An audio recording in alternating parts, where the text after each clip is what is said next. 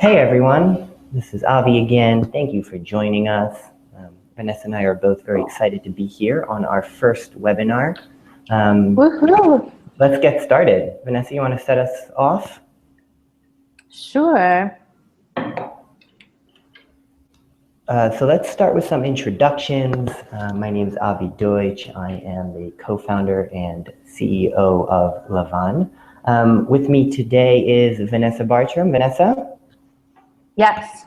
Hi, I'm Vanessa. I'm joining you all from Tel Aviv, and I'm a founding board member of LAVAN, and want to thank all of you in Israel, particularly for attending at 7 p.m. on a Thursday. We realize the error of our ways, and we'll do on Mondays or Tuesdays going forward. We promise to do better next time. So just before we get started, a little bit of housekeeping, questions that we know come up often. So one, yes, everyone will receive the presentation and we'll send that around right after. You'll also receive a recording of this webcast. It will be on our website and I'll make sure to send you a link. If you guys have any questions, we welcome questions and we've left a lot of room for questions at the end. If you look on the right-hand side of your screen, there's a toolbar, and at the bottom of the toolbar, there's a little bubble in the signal of a chat, and if you click on that, there's a function for Q&A or questions or a question mark, and just click on that and you'll be able to log in or type in your questions, and we are happy to answer them. If you can't hear us, so if you're having any sort of audio problem, and I hope that's not the case, but if you are having any sort of audio problem, one, make sure that your sound is on properly and be surprised at how many times it solves the problem. If you're still having a problem, you might want to try and restart your browser. A couple of people have told us that that's helped them in the past. And then just a couple of disclaimers, etc. None of this is investment advice. Please don't treat it as such. And we are happy to share our presentation with you. But if you use it, please make sure to check in with us first. So with all that aside, let's get started. Vanessa, I understand that you're having a hard time hearing me. Is it better now? No, I can hear you. There's a little bit of background noise. So I don't know if it's from you or someone else on the call. Okay, I hope it's muted. Let me just try one other thing here.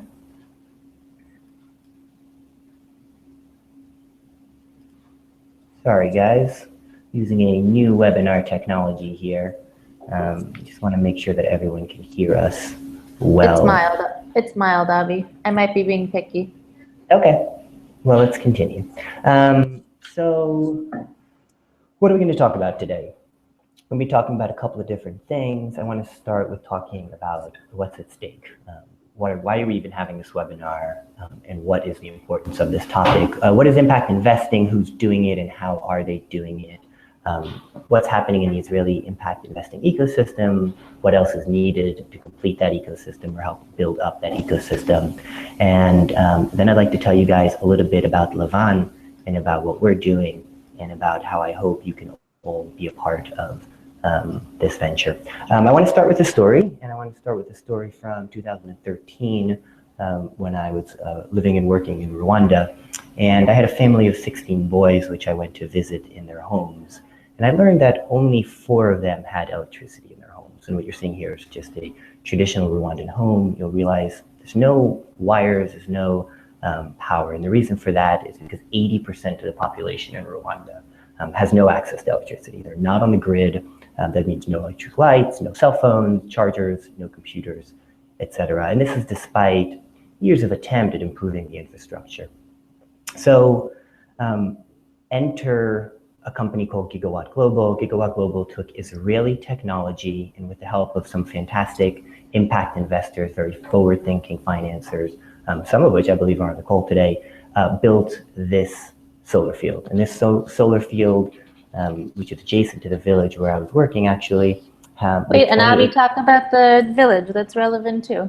Sure. So the village is also a Israeli innovation, if you will. It's a model of Israeli youth villages that was adopted from orphans from the Holocaust to orphans of the genocide in Rwanda.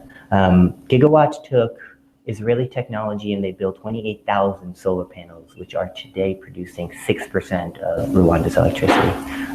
That's what we're here to talk about. We're here to talk about Israeli innovation, which is helping some of the world's most underserved population and tackling global social and environmental challenges. So with that aside, why is this topic so important? And really there are three things at play here. One is impact investing, and I mentioned what that is, and I'm going to go into that in a second. Two is Jewish innovation, Jewish engagement. Jewish engagement is a huge problem in the Jewish world. We've all heard about this. We all know this. The Pew research that came out in 2013 said that 69% of American Jews consider living a moral life essential to being Jewish, versus only 19% that considered observing Jewish law an essential part of being Jewish. So how do we create more ways to engage these young Jews who want to be morally Jewish? They're looking for moral Jewish practices. They're also asking themselves, where are the $72 billion, which are Jewish assets under management, where are they being deployed, and are those assets aligned with our capital? And sorry, with our values. And then the last piece here is social entrepreneurship in Israel, and I'm going to get into that in just a second. But just to give you an idea of the gravity of what we're talking about and why this topic is so important. So what is this impact investing that I keep talking about? Impact investing, and this is the World Economic Forum definition, it's an investment approach that intentionally seeks to create both financial return and positive social or environmental impact that is actively measured. I just want to highlight three things here. One, intentionality. So if you happen to invest in a company that's doing something good, you wouldn't necessarily call that impact investing. And the reason for that is because there's a fair chance that you're going to have some mission drift. There's a fair chance that as soon as it's no longer financially, as soon as there's any sort of tension between your financial returns and your social returns, you may choose the financial returns. Two, you have to have both. So nonprofits are out, traditional for-profit businesses are out, and I mean nonprofits in the most traditional sense. Grants are out. You have to have a financial and a social return. And three, it has to be actively measured. We would never dream of having a financial return that's not measured. We can't do that with a social return either. So who are the people who are doing this? And is this just a niche sort of idea that we've come up with? Well, the answer is no. And what we did here is we divided the ecosystem into three groups. So one is the foundations and the institutional investors. So these are the people who are funding impact investment. And yes, you'll see here a lot of foundations and traditional do-gooders, but you'll also see here institutional investors. So the gold standard of the investing world, whether that's the California State Teachers Retirement Fund, whether that's Tufts University. Recently we heard about the Zuckerbergs, and without going into the controversy around what they did, but basically they decided to set aside a chunk of their stocks in Facebook in a way that will encourage impact investments. I'm not going to run through all the organizations here to give you a taste. We have a lot of field building orgs out there, Global Impact Investing Network, the Nonprofit Finance Fund, Acumen, which has been key in the developing world in social finance. We'll talk about them a little bit later. And then we have the funds and the asset managers. So on top, you're seeing funds that are dedicated entirely to impact investing, like Bamboo and Leapfrog. And below, you're seeing some of the larger asset managements that have recently decided that they're getting into this field of impact investing. Cool. I'm going to interrupt 1 second. And I think it's super exciting to see. I mean, we talk about a lot of these retail products, like from a BlackRock or a Goldman Sachs or JP Morgan.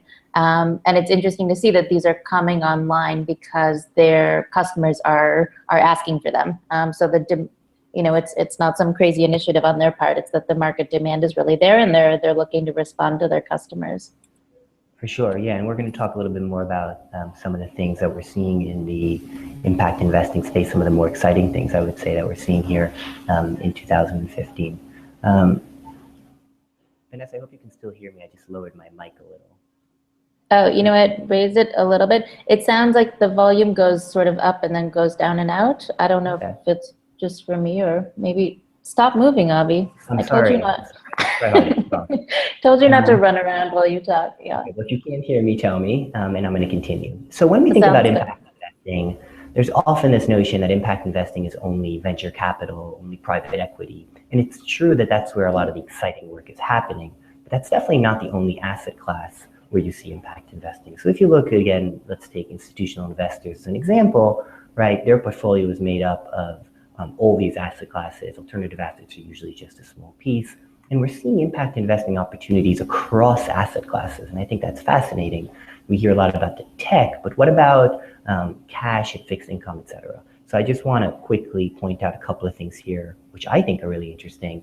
In the cash field, we have credit unions, right? So Neighborhood Trust is a credit union based in Harlem. They serve mainly undocumented and underserved populations, and this is something you can invest in. Fixed income, municipal bonds that are targeted. The problem with municipal bonds is you don't always know where the money's going, but we have municipal bonds that are targeted for affordable housing or education, etc.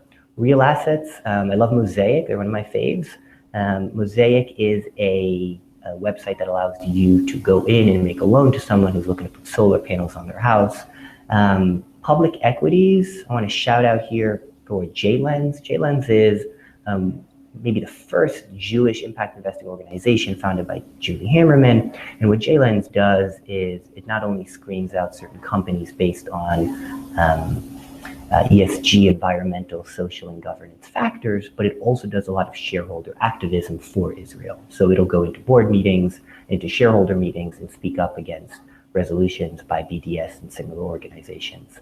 And then, of course, we have the alternative assets, the private equity funds, the venture funds, and the angel groups, and we'll talk more about private equity and venture in just a second. Another way of looking at the impact investing space is to ask yourself, who's getting the money?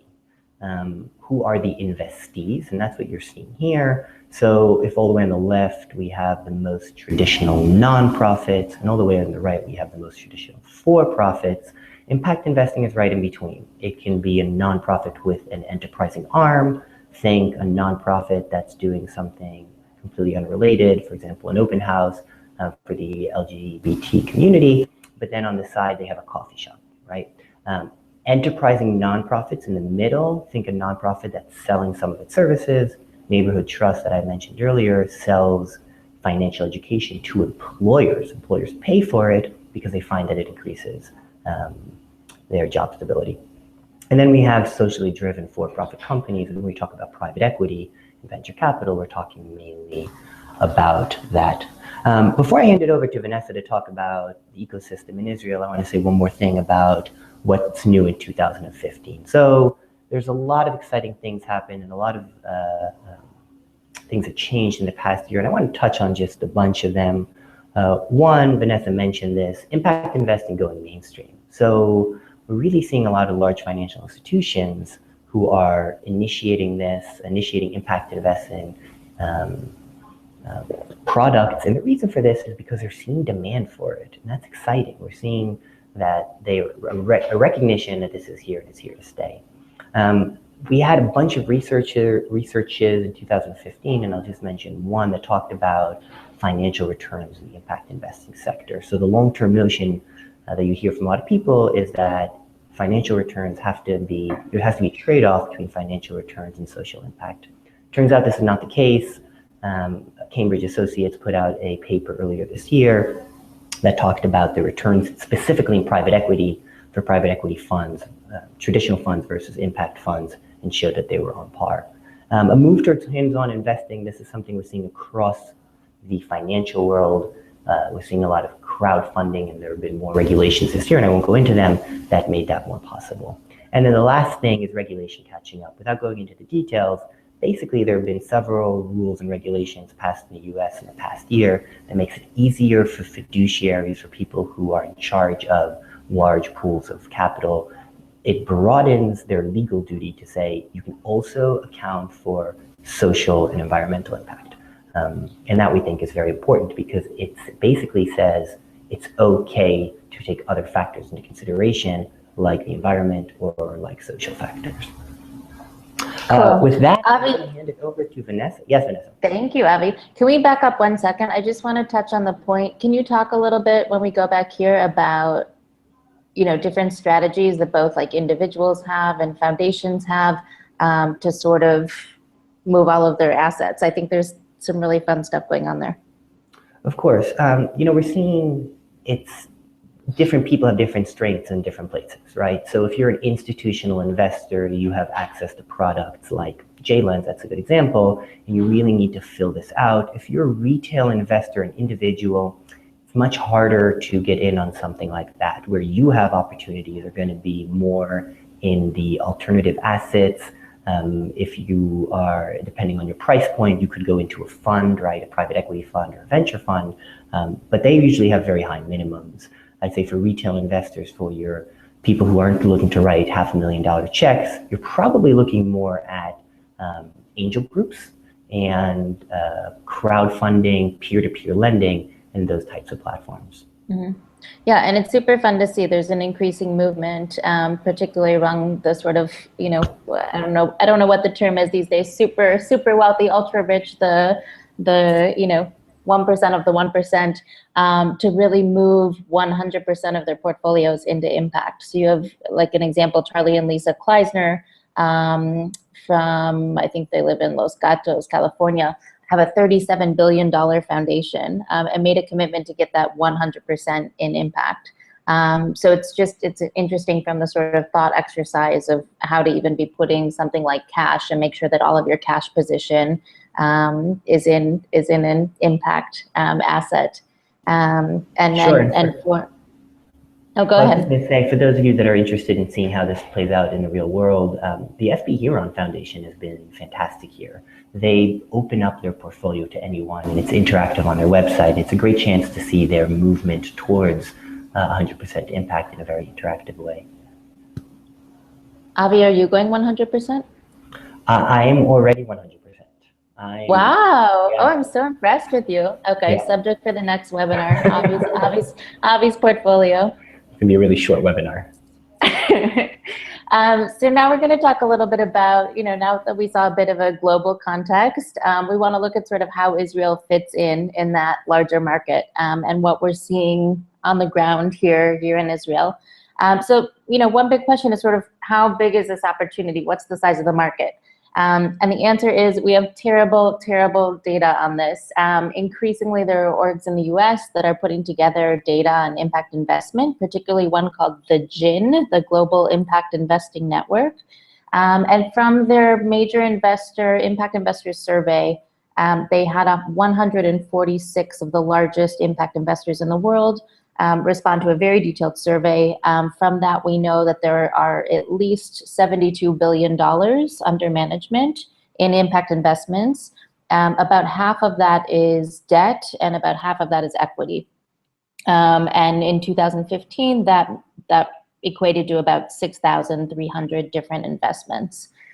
So now the question when we come to our pocket corner of the world is what do we have under management? How many investments happen in Israel each year that we would qualify as impact?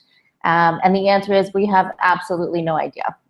So we're looking at starting to track this data, to collect this data, but it's difficult for a lot of reasons, which we can go into, but I'll skip here.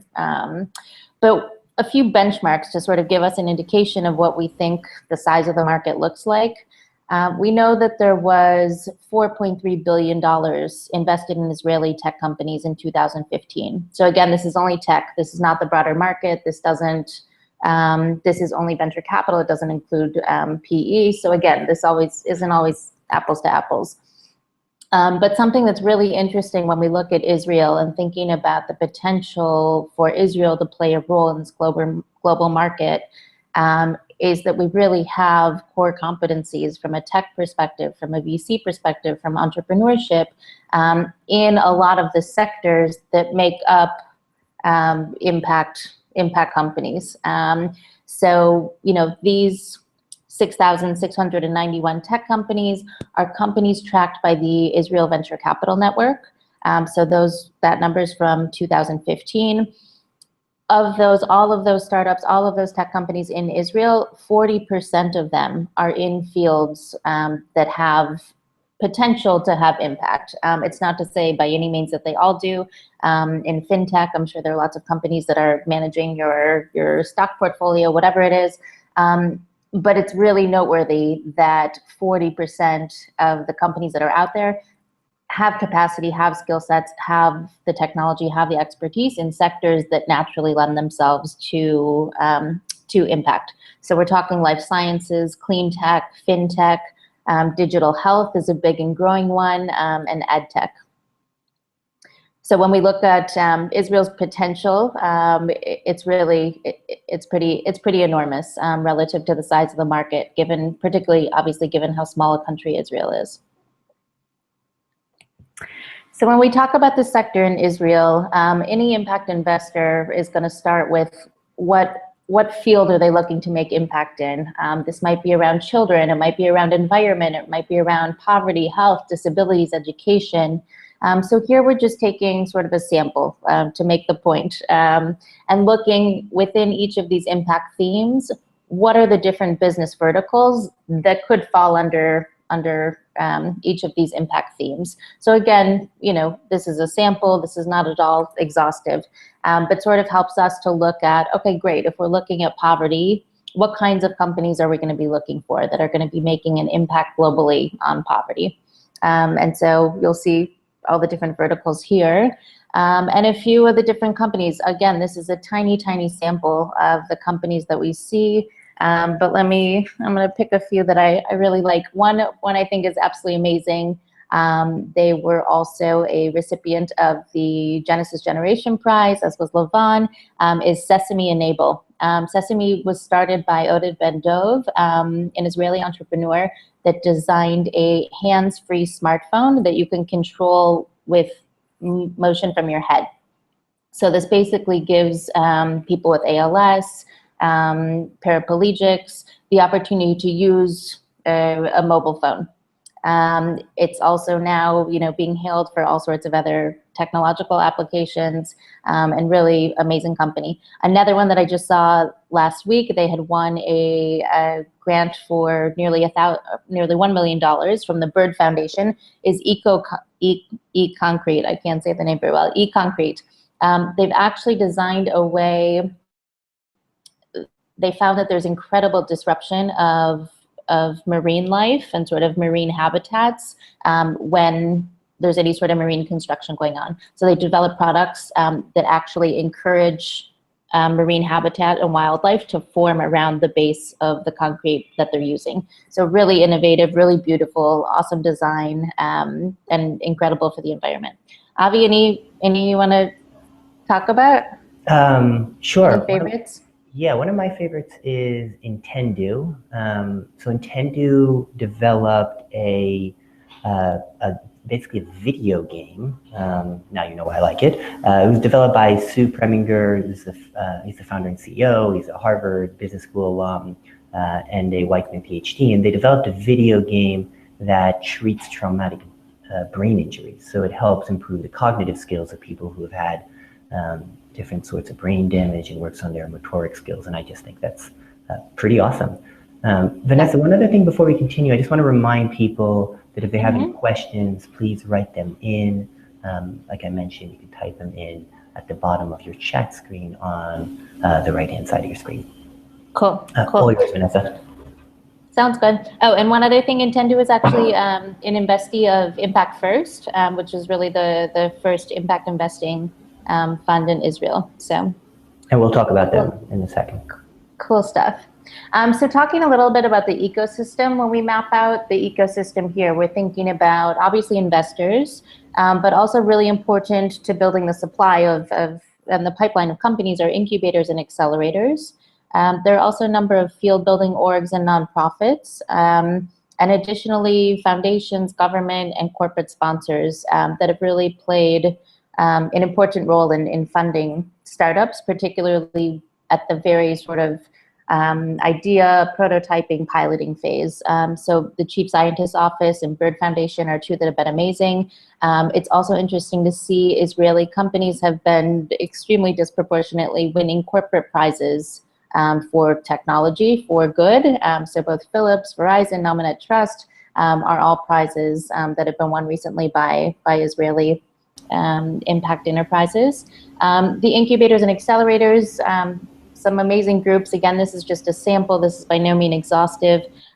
What's interesting to see is that we're now having international, global incubators and accelerators recognize Israel for its sort of entrepreneurship prowess and technology, and coming here to search for new startups. So 1776 and Mass Challenge are two examples of those. Social Finance Israel is a franchise of social finance that started in the UK and is also in the US now. And I don't quote me on this, but I think Social Finance Israel is probably doing some of the most innovative work. They're doing now a global social impact bond around diabetes that's really, really path-breaking. Vanessa, can I chime in just before you move forward? Yeah, please. You know, a shout out to the Israeli government. We like to criticize our governments just when we do, right? But it's very awesome to see where the government has been innovative in general in tech, right? The officer of the chief scientist has been very forward-looking, and just last night I went to the event of IVN. They had an event here in New York. It's an Invention Network. You're going to talk about them in a second. But part of what they were saying at the event was how Israeli government has really been very critical in putting out a tender to support small businesses way ahead of anyone else. And I think that's pretty exciting. Mm-hmm, absolutely. So now we'll talk a little bit about investors, because that's the big question, is who's actually investing in these companies. What's, I think, really interesting to see is that we have very traditional venture capital funds in Israel making investments into companies that are impact companies. So a lot of these ventures, you know, have financial return that's attractive to VCs.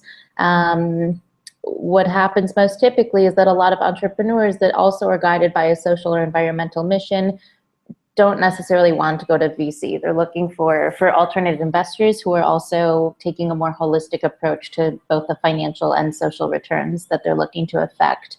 The next group, we have a number of venture capital funds here that are focused on impact sectors.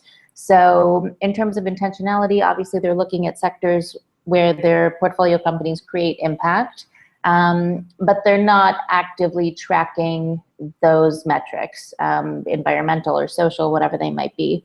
But amazing potential, and obviously investing in and growing companies with that impact. Sadara and Al-Bawadar on the bottom are also two examples of funds that are directed towards to encourage entrepreneurship and economic development within populations where rates of entrepreneurship are lower.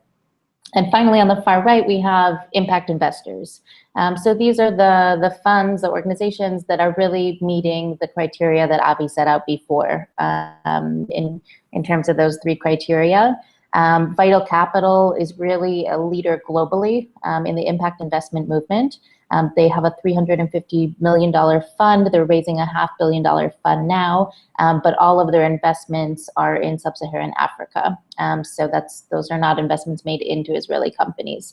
The rest of these entities are investing in Israeli companies, and each have a little bit different focus, which we're happy to talk about or take questions on. So when we look at the ecosystem, you know, we at LAVAN, we have this vision that we want to see Israel really leading the global impact investment movement within, 5 to 10 years. So obviously, that requires enhanced sophistication, not just of entrepreneurs and the deals, but of the investors, of the fund managers, of the incubators and accelerators, all along the value chain. One place that we really see that there's a gap is that early stage chasm. So, you see a lot of ideas, a lot of concepts. Someone I had a meeting with a few weeks ago told me that Israel is the largest sort of patent graveyard because there's so much innovation and research and development that goes on, and not enough people that can take that idea and run with it. So one of those gaps is really around the sort of prototyping, piloting phase that we talked about before. That's why entities like a chief scientist's office, a Bird Foundation are so important, and we really need more funding options like that for early stage entrepreneurs.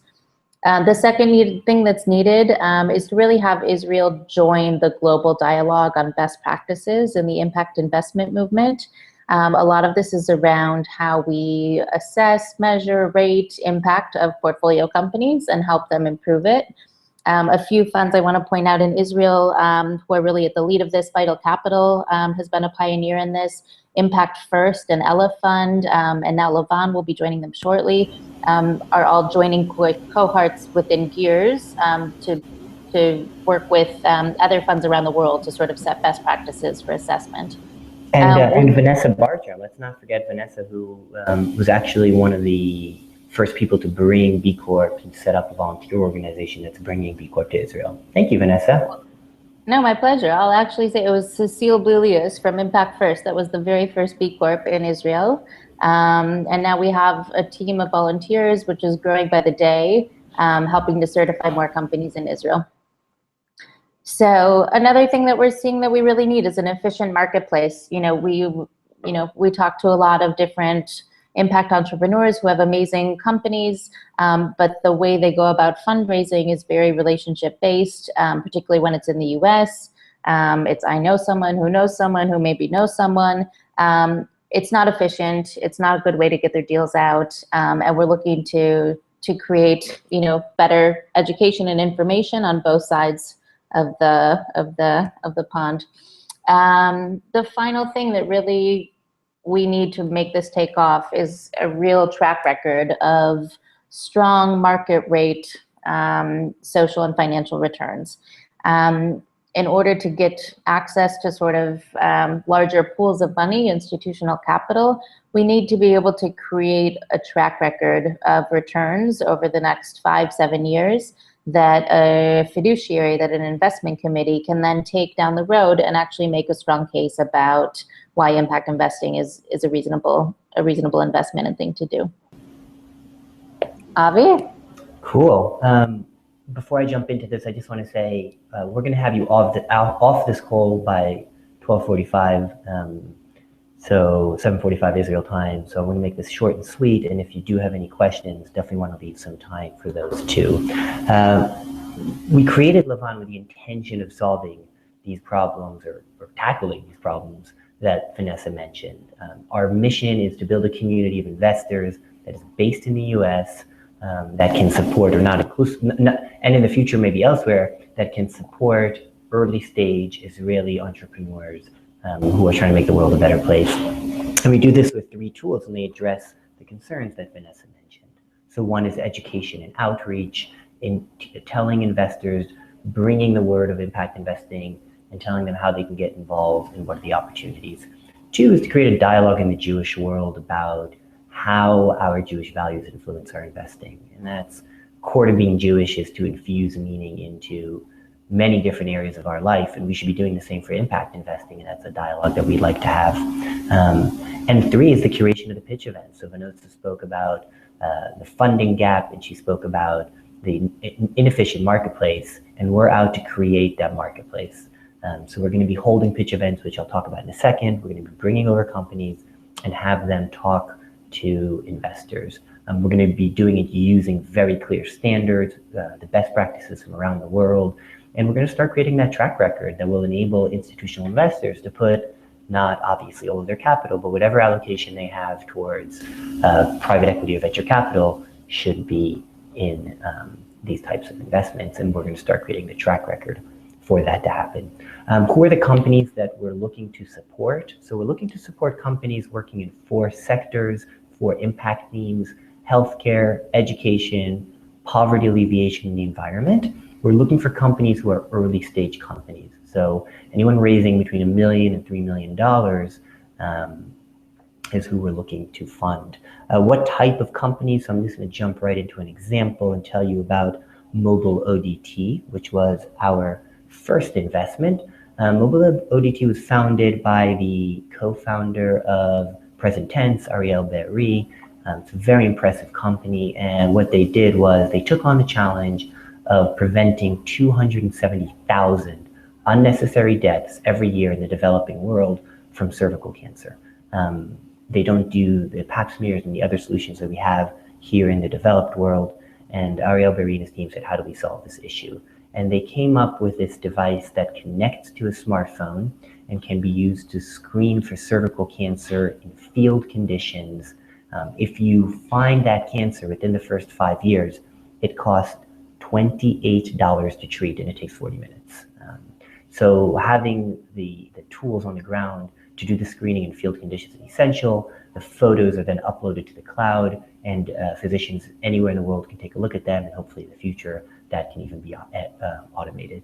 On top of that, they have a fantastic financial model. So the global market is huge. The applications are oral cancer, anal cancer, skin cancer, etc., and they're having great success. So we're very proud of Global OGT, and that's the type of companies we're looking to support. I want to end by saying a couple words about our upcoming pitch events.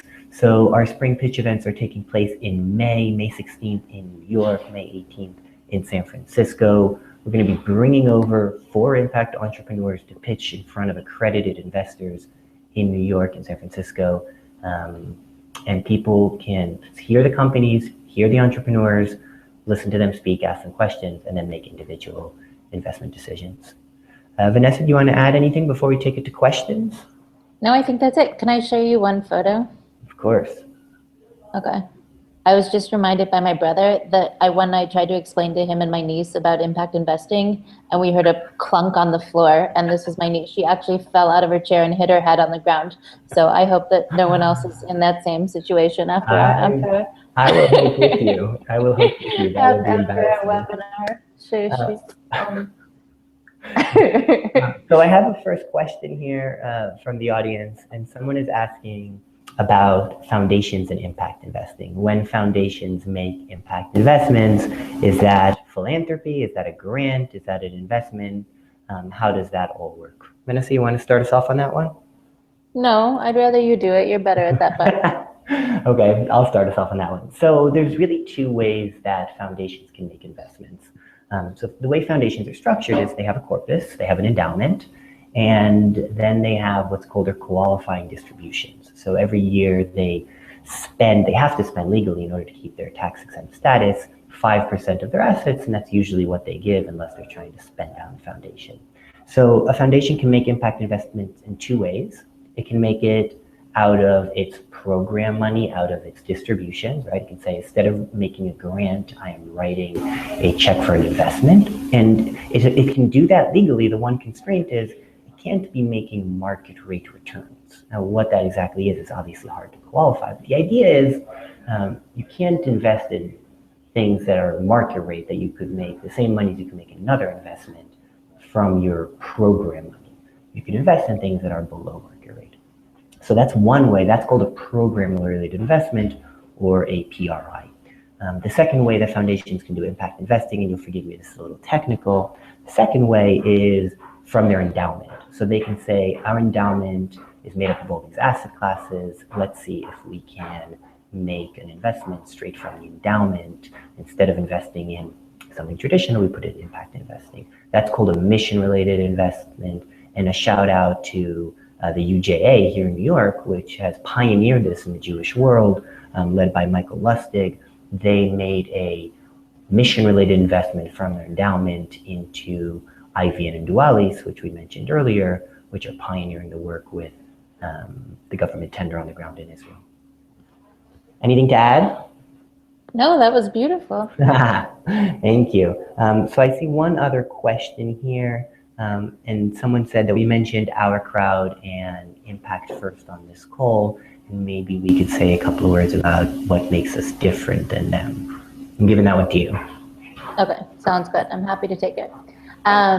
First, I'll talk about our crowd. So for those of you who aren't familiar, our crowd is now one of the world's largest equity crowdfunding platforms. I think it's maybe 4th largest. And they give people an opportunity to invest, accredited investors, an opportunity to invest at a minimum of $10,000 a deal on any of the deals that are on their platform.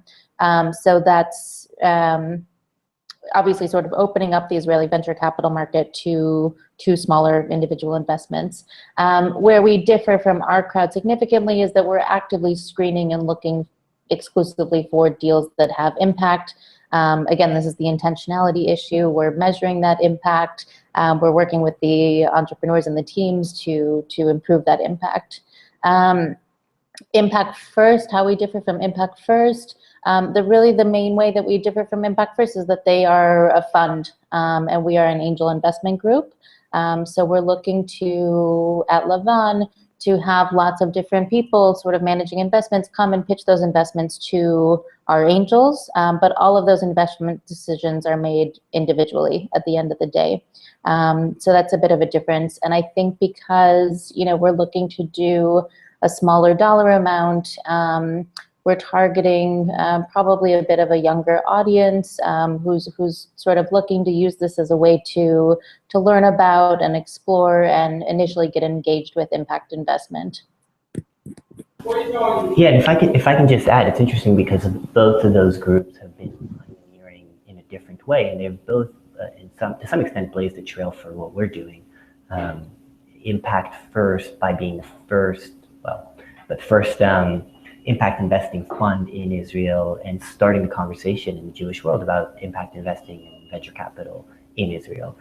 And our crowd, in the crowdfunding sense, and in bringing awareness to really people who had no idea that this was even an option about investing in venture capital in Israel, bringing that to, I wouldn't say the masses, but definitely to retail investors in a way that's never been done before. So I think that's Absolutely. an important point. That's true, Avi. We're a bit of a hybrid. That's nice. Cool. I think with that, we're going to wrap it up. I want to thank everyone for participating. I'm going to send out this presentation, and if you didn't get it, then please reach out to me, and I'm happy to send it along. Vanessa, can you show us the next slide with the contact info? If anyone is interested in learning more about LAVAN and how you can get involved, please feel free to shoot me an email. It's avi@lavanproject.com. And thank you all for joining. Thank you. Have a good afternoon, evening. Have a great day now. Bye-bye. Thanks, Avi.